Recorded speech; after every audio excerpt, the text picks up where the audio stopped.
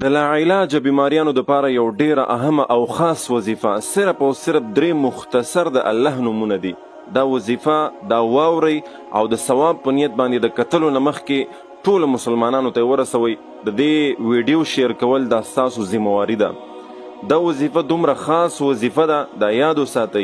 دا د داسې شخصیت وظیفه ده، د داسې عالم نه رانقل شوې دا وظیفه چې هغه عالم هغه شخصیت نن په جنت البقیع کې د عثمان غنی رضی الله عنه خواته دفن ده. دومره بختور شخصیت او دا وظیفه چې چا هم په یقین سره کړې ده الله جل شانه هغه ته شفا ورکړي. ستاسو په بدن کې یا ستاسو د خپلوانو رشتہ دارانو د عامو مسلمانانو د چا په بدن کې چې هم څومره بیماریانې دي او داسې بیماری چې هغه بالکل لا علاج ده او ډاکټرانو ورته ویلي دي چې ستا علاج زموږ سره نور نشته دی او بالکل په کور کېنه او شپې ورځې د مرګ ځان ته شماره. دغسې بیمارانو دغه وظیفه کړې ده، په یقین سره یې کړې ده، د زړه نه یې کړې ده، په سوچ سمج سره یې کړې ده. الله جل شانه هغې ټولو ته شفا ورکړې ده.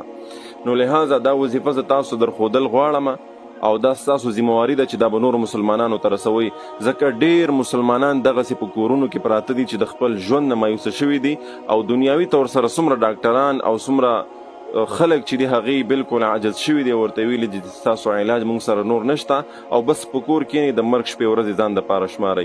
لہذا د هر قسم بیماری علاج د الله جل شانه سره دی، ځکه تکلیف غم مصیبت د الله راولي نو الله ورسره علاج او طریقه هم رالیږي. لہذا دا تاسو زه درښودل غواړم. درې مختصر د الله نومونه دي: یا الله، یا سلام، یا قویو.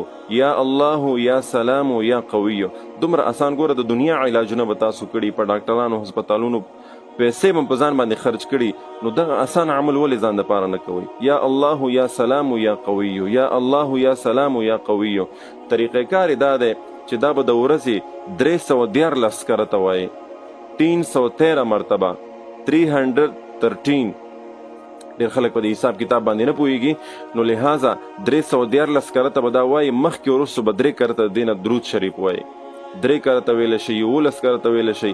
او دا وظیفه دا عملونه دا 314 کرته که ویلی شي او یا د دې نه هم زیات ویلی شي، 100 کرته یا 1100 کرته، خو چې څومره ډېر وایي دومره به درته ډېره فایده کوي انشاءالله العظیم. نو لہذا دا په خپل ژوند کې دا وظیفه راولئ.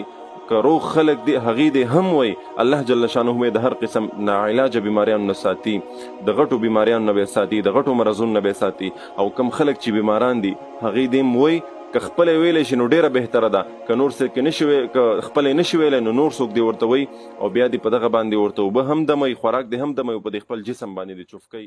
دغه ویډیو